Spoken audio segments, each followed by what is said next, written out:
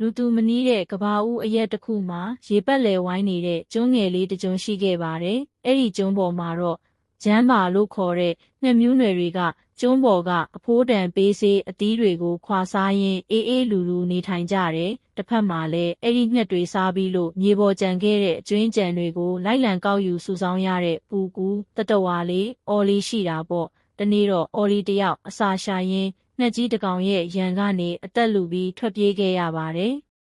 တကယ်တော့ဒီကျွန်းဟာငှက်တွေပိုင်တာမဟုတ်ပဲရှေးရခင်ကပူကူးတွေပျော်စံခဲ့တဲ့နေရာပါအော်လီကစူးစမ်းကျင်စိတ်လွန်ကဲလွန်းတော့ရေအောက်ကငါးတွေကိုပါတွားရောက်နှုတ်ဆက်ရင်းအန်ဒီရဲ့ခေါ်တက်လို့မိဘတွေခမညာအမြဲလိုက်ကဲတင်ရပြီးနောက်ထပ်မစူးစမ်းပါနဲ့တော့လို့တောင်းပန်နေရတဲ့အထိပါပဲမိဘတွေကကျွန်းရဲ့ကြောက်လန့်စရာအတိတ်သမိုင်းကိုအော်လီကိုပြောပြခဲ့ပါတယ်။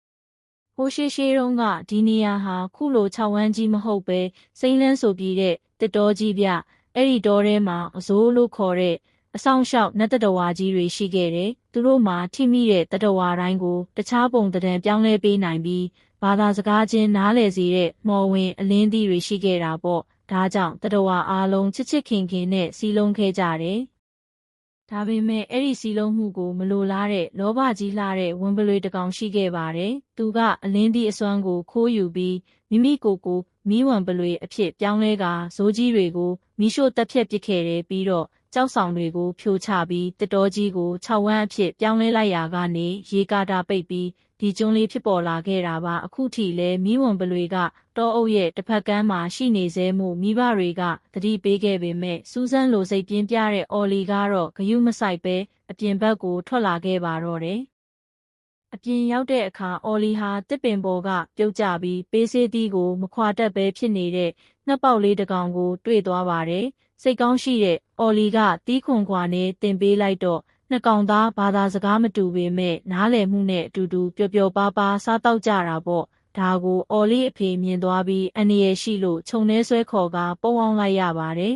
။ဒါပေမဲ့မမျှော်လင့်ပဲအဲ့ဒီငှက်ပေါက်လေးကသူ့အုပ်စုကိုလှမ်းခေါ်ပြီးအော်လီတင်ပေးတဲ့အသီးကွာနီးကိုပြသလိုက်တဲ့အခါငှက်အုပ်ကြီးတစ်ခုလုံးကျွန်းပေါ်ကပေးစေးသီးတွေကိုအပိုင်စီးပစ်လိုက်ကြပါတော့တယ်ပူကူးတွေစုဆောင်းထားတဲ့ရိတ်ခါတွေလည်းဆုံးရှုံးပြီးမြေအောက်ထဲထွက်ပြေးပုံအောင်လိုက်ရတယ်ဒီလိုနဲ့ဆောင်းတွင်းရောက်လာတဲ့အခါရိတ်ခါရှားပါလွန်းလို့ပူကူးတွေအားလုံးဒီဆောင်းကိုကြော်ဖြတ်နိုင်တော့မှာမဟုတ်ဘူးလို့အဖေဖြစ်သူကအစည်းအဝေးမှာပြောနေတာကိုအော်လီကြားလိုက်ရတယ်။အော်လီဟာမိမိကြောင့်မျိုးနွယ်စုဒုက္ခရောက်ရလေခြင်းဆိုပြီးဝမ်းနေဒေါသထွက်ကရေဘူးကိုကင်ပေါက်လိုက်ရာကမှန်ကွဲစတွေနေအောင်နဲ့အလင်းပြန်တာကိုမြင်သွားပါတယ်။အဲ့ဒီအလင်းပြန်မှုကိုငှက်တွေကြောက်မှန်းသိသွားတဲ့အော်လီကမှန်ကွဲစကိုသုံးနေအောင်ကြီးနဲ့ထိုးပြီးငှက်တွေကိုကျွန်းပေါ်ကမောင်းထုတ်နိုင်ခဲ့ပါတယ်။ဒါပေမဲ့လက်စားချအေဖို့ပြန်ဝင်တိုက်တဲ့ငှက်တကောင်ကြောင့်အော်လီဟာအနောက်ဘက်ကကျင်းကြီးတစ်ခုတည်းကိုပြုတ်ကျသွားခဲ့ရရှာတယ်။ရုံးကနေဆိုသလိုပဲအော်လီပြုတ်ကျသွားတဲ့အဲ့ဒီကျင်းနဲ့ကြီးထဲမှာရှေးဟောင်းဇိုးကြီးတွေရဲ့မော်ဝင်အလင်းသီးတစ်လုံးရှိနေခဲ့ပါတယ်။အော်လီဟာအပေါ်ကနေရံမူနေတဲ့ငှက်ကိုကာကွယ်ရင်းနဲ့အဲ့ဒီမော်အသီးကိုမတော်တဆထိမိသွားပါတော့တယ်။မိုးချုပ်လို့အော်လီပြန်မလာတာကြောင့်ပူကူးတွေလိုက်ရှာတဲ့အခါကျင်းလေးကအော်လီအတန်ကိုကြားရလို့စိတ်အေးသွားကြတယ်။ဒါပေမဲ့ကန်ဆိုးတာကမော်အသီးကြောင့်အော်လီဟာငှက်တကောင်အဖြစ်ပြောင်းလဲသွားခဲ့ပါပြီ။ပူကူးတွေဟာငှက်ကြီးကိုမြင်တာနဲ့လမ်းဖြတ်ပြီးထွက်ပြေးကြတာပေါ့။အော်လီကသူ့အတန်နဲ့ရှင်းပြပေမဲ့ပူကူးတွေကဒီငှက်ကြီးငါတို့အော်လီကိုစားပစ်လိုက်ပြီးလို့ထင်ပြီးဝိုင်းဝန်းမောင်းထုတ်ကြလို့အော်လီခမညာရေထဲပြုတ်ကျပြီးသတိမေ့သွားခဲ့ရပါတယ်။အော်လီသတိပြန်ရလာတဲ့အခါကျွန်းရဲ့တစ်ဖက်ကမ်းမီးဝံပလွေနယ်မြေကိုရောက်နေပြီးသူ့ကိုကယ်တင်ပေးခဲ့တဲ့ငှက်ညီအမ၃ကောင်ဖြစ်တဲ့အိုင်ဘီလီလီနဲ့ဘိုင်လက်တို့နဲ့တွေ့ဆုံခဲ့ပါတယ်။အော်လီကမိမိကိုငှက်ဖြစ်သွားမှန်းမသိသေးပဲကြောက်လန့်တိုက်ခိုက်ဖို့ပြင်ပေမဲ့အိုင်ဘီကမှန်ထဲမှာသူ့ရုပ်သွင်းကိုပြသလိုက်မှအမှန်တရားကိုသိရှိသွားပြီးအလင်းသီးအစွမ်းကြောင့်မှန်ရိပ်မိသွားပါတယ်။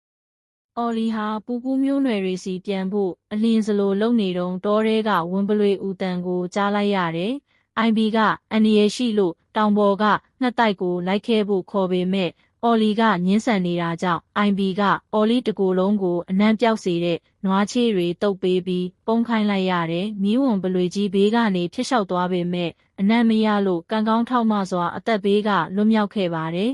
။ အော်လီဟာအနားကစမ်းချောင်းမှာကိုဆေးကြောနေတုန်းသူ့ကျွန်းကမိတ်ဆွေငါးလေးဘူကဲနဲ့ပြန်ဆုံပါတယ်။အော်လီရဲ့အဖြစ်အပျက်တွေကိုပြောပြတဲ့အခါဘူကဲကအလင်းသီးကိုမြင်ဖူးကြောင်းနဲ့ရေတံခွန်အနားကတေဆုံးသွားတဲ့ဇိုးကြီးတစ်ကောင်ရဲ့ဘေးမှာရှိနေနိုင်ကြောင်းလမ်းညွှန်ပေးခဲ့ပါတယ်။အော်လီဟာအဲ့ဒီနေရာကိုအပြေးသွားရင်းအိုင်ဘီနဲ့ပြန်ဆုံပြီးနှစ်ယောက်သားရေတံခွန်စီခီးဆက်ခဲ့ကြတယ်။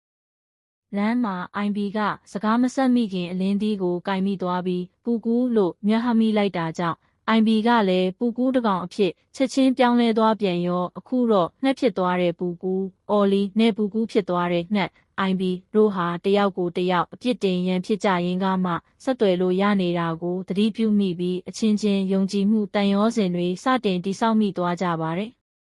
သူတို့နှစ်ဦးဟာပုံစံပြန်ပြောင်းမှုအတွက်ဘူကဲစီပြန်သွားပြီးအကူအညီတောင်းရာဘူကဲကရေတံခွန်ရဲ့အထက်မှာနောက်ထပ်အလင်းသီးတွေရှိသေးကြောင်းပြောပြပါတယ်။ဒါပေမဲ့အဲ့ဒီနေရာဟာဝင်ပလွေအုပ်စုရဲ့အတိုက်မြုံဖြစ်နေတာပေါ့။ငါးလေးဘူကဲဟာမိတ်ဆွေတွေအတွက်သူ့အသက်ကိုရင်းပြီးဝင်ပလွေတွေရဲ့အရှိမကုန်းပေါ်တက်ကတုံးလုံးပလက်နဲ့အစာရောင်ဆောင်ပြီးဝင်ပလွေအုပ်ကိုဝေးရာသို့မြားခေါ်ပေးသွားခဲ့ပါတယ်။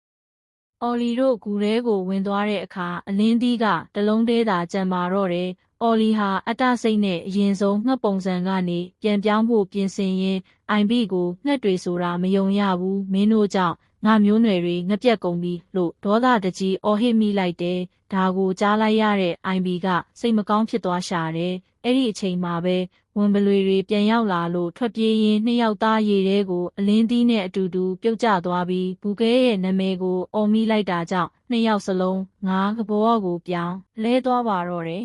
။ရေထဲမှာငါးဖြစ်သွားတဲ့အော်လီစီကိုဘူကဲရောက်လာပြီးရေတံခွန်ရဲ့အပေါ်ဆုံးမှာအလင်းသီးတွေအများကြီးရှိတဲ့နေရာကိုသိတယ်လို့ပြောပါတယ်။အော်လီတို့သုံးကောင်လုံးအားစိုက်ပြီးရေတံခွန်အထက်ကိုဆန်တက်ခဲ့ကြတယ်လမ်းမှာဗိုက်စာနေတဲ့ဝက်ဝံတွေနဲ့တွေ့သလိုအပေါ်ရောက်တဲ့အခါဝင်ပလွေအုပ်နဲ့ထပ်တိုးပါတယ်အဲ့ဒီအချိန်မှာဝင်ပလွေကလေးတစ်ကောင်6ထဲပြုတ်ကျပြီးဝက်ဝံတွေရဲ့အစာဖြစ်တော့မဲ့အရေးကိုအော်လီတို့3ကောင်ကဝိုင်းဝန်းကယ်တင်ပေးလိုက်လို့ဝင်ပလွေကြီးတွေကကျေးဇူးတည်တတ်စွာနဲ့လမ်းဖယ်ပေးခဲ့ကြပါတယ်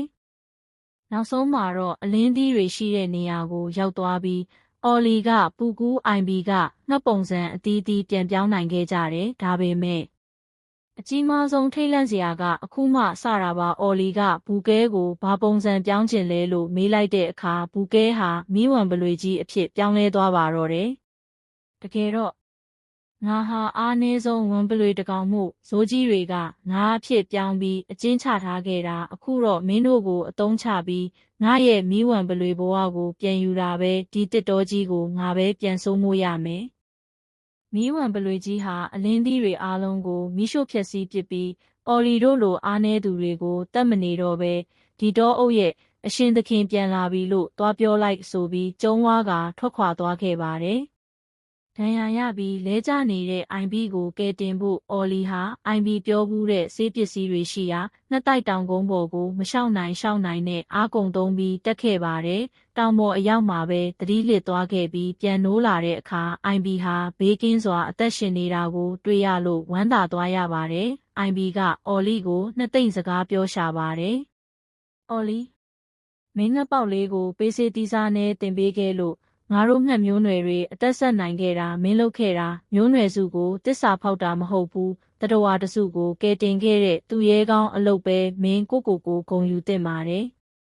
အဲ့ဒီအချိန်မှာပဲမီးဝံပလွေကြီးရှို့လိုက်တဲ့မီးတွေကြောင့်တောတစ်ခုလုံးမီးဟုံးတောက်ပြီးတတဝါတွေထွက်ပြေးနေကြရတာကိုတွေးလိုက်ရတယ်။အော်လီနဲ့အိုင်ဘီတို့ပူးပေါင်းပြီးတရိတ်ဆန်တွေကိုကယ်တင်ရင်းအလဲကပူကူးကျွန်းစီကိုအားလုံးကိုဥဆောင်ခေါ်ခဲ့ပါတယ်။လမ်းမှာသူတို့ကယ်တင်ခဲ့တဲ့ဝင်ပလွေတွေကပါတစ်လုံးတွေကိုက်ဖြတ်ပြီးတရားခင်းကူညီပေးခဲ့ကြလို့အားလုံးကျွန်းပေါ်ကိုဘေးကင်းစွာရောက်ရှိသွားခဲ့တယ်။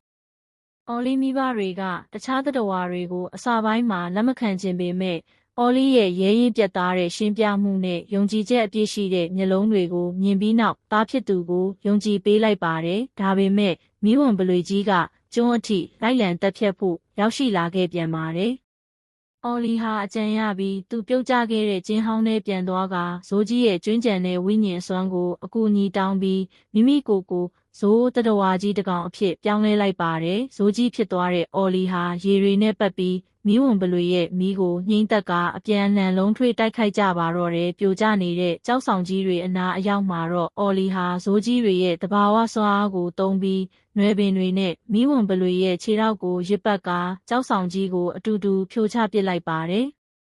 မီးဝံပလွေကြီးဟာကြောက်တုံးကြီးတွေအောက်ပြီးမိသွားပြီးပိတ်နေတဲ့ရေကာတာကြီးပွင့်ထွက်ကရေတွေပြန်လဲစီးဆင်းသွားတာကြောင့်တစ်တောကြီးရဲ့မီးတွေလည်းငြိမ်းအေးသွားခဲ့ရတယ်ဒါပေမဲ့အော်လီကိုယ်တိုင်လည်းကြောက်တုံးတွေရေစီးတွေနဲ့အတူမျောပါပျောက်ဆုံးသွားခဲ့ရရှာပါတယ်အချိန်တွေအတန်ကြာဖြတ်တန်းသွားပြီးတဲ့နောက်မီးလောင်ပြင်ဖြစ်ခဲ့ရတဲ့တစ်တောကြီးဟာအရင်ကထက်ပိုမိုစိမ့်လန်းဆိုပြီးလာပြီးပူကူးကျွန်းလေးဟာလည်းတစ်တောကြီးနဲ့ပြန်လဲပေါင်းစည်းသွားခဲ့ပါပြီအခုဆိုရင်ငှက်တွေနဲ့ပူကူးတွေဟာခွဲခြားခြင်းမရှိဘဲစီလုံးစွာနဲ့ပေးစေးသီးတွေကိုအတူတူစိုက်ပျိုးစားတောက်နေကြတယ်။ IB ဟာလည်းအော်လီမိဘတွေနဲ့အတူမိသားစုဝင်တွေလိုဖြစ်နေခဲ့တာပေါ့။တနေ့မှာတော့တစ်တောကြီးတွေကိုအဆောင်ရှောက်ဇိုးကြီးတွေပြန်လဲရောက်ရှိလာကြပါတယ်။ဇိုးကြီးတွေဖြတ်တန်းသွားတဲ့နေရာတိုင်းမှာအစာရေစာတွေပေါများလာပြီးအံ့ဩစရာကောင်းတာက